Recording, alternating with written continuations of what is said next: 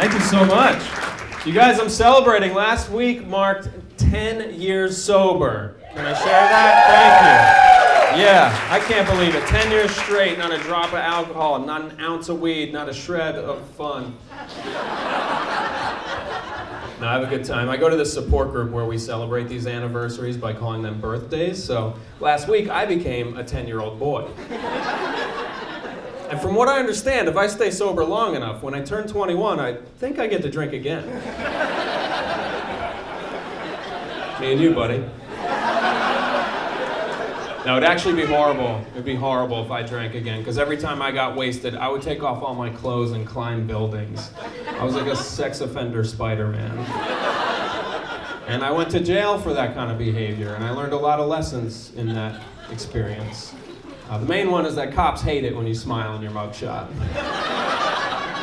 Yeah, I'll never forget it. The dude was like, "All right, back against the wall." And I was like, "What's up?" And the other officer goes, "That is fantastic. That is. I'll get drunk on that tonight." So I'm smiling against the wall in my mugshot. And the other officer goes, "Hey, Sarge, it looks like we got a comedian." I was like, "Oh my God, these guys believe in me." Yeah. I couldn't just enjoy a couple drinks, you guys. Every time I had one drink, it had to turn into an epic night, you know? I'd be shotgunning beers, I'd be doing Jello shots, I'd be butt-chugging vodka. And one time this guy said, "Sir, this is a pet store." And the drunker I got, the booze would talk to me in my head. It would be like, "Hey, Patrick, this is a fun brunch with all your coworkers, but it's not epic. How about 5 more whiskeys and then a good cry in front of the whole gang?" Yeah. I knew it was a problem when I was 25. I Googled how to stop drinking, and of course AA kept coming up. So I went to AA.com, which didn't help at all because that's the American Airlines website.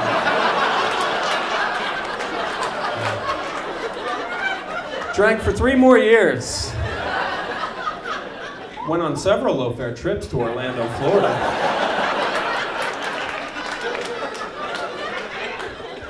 So I've been talking about this stuff at these college shows I do about substance abuse, and I was on a campus the other day and I was setting up my PowerPoint, and I overheard a student in the audience say to his buddy, he was like, "This guy's gonna talk to us about addiction? What's he addicted to, hair products?"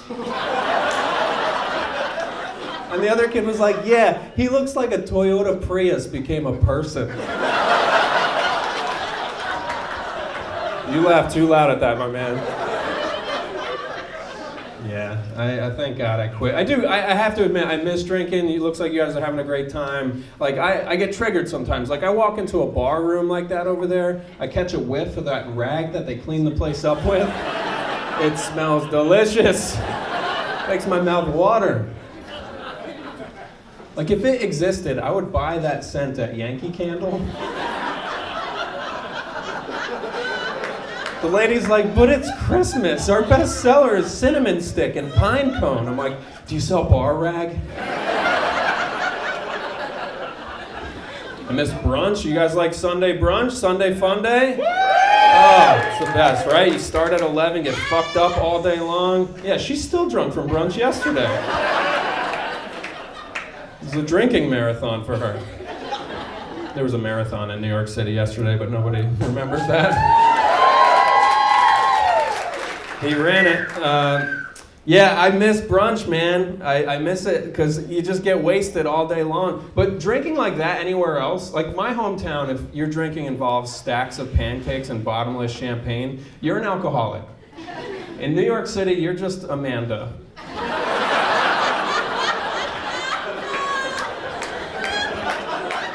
I had a couple Amandas at a show recently, and they yelled at me during my set. They were like, "So do you miss us? Are you jealous of us drinkers? Are you jealous of us drinkers?" I'm like, "Well, what are you drinking?" And they're like, "We drank so much Prosecco." I'm like, "No, I'm not jealous of drinkers. I'm jealous, the way I drank, I'm jealous of drunks. You know, I'm not jealous of Miranda and Jenny and their Prosecco. I'm jealous of the guy that lives under their porch. Like, I'm jealous of the guy that when he gets fucked up, he's like, I haven't had a human emotion in 4 years. I spent the holiday season on the Staten Island ferry. I have no idea how old I am. Like, that's the drinking I miss. Thank you. Thank you. Yeah, I had to slow down, I had to quit. I do get addicted to other things, though, I have to admit it. Like, I've been eating ice cream like a horrible, mean, angry alcoholic. Really, last night I had a bad show. I went home, I binged on 2 pints of Haagen-Dazs, and then I kicked my dog down the stairs. I don't have a dog, you guys. But the neighbors across the hall do, and that thing was in my way.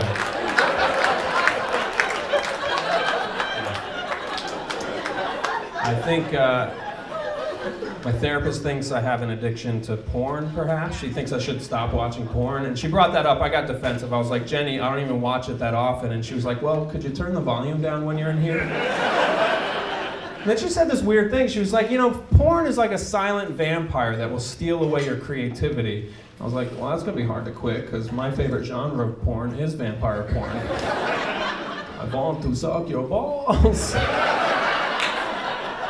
You remember Sesame Street. Yeah, I gotta be careful of all that stuff. You hear me? Jesus Christ, 14 years old. I'm a 37-year-old man. I'm doing the math in my head. I'm like, fuck, I've had HPV longer than he's been out of kindergarten.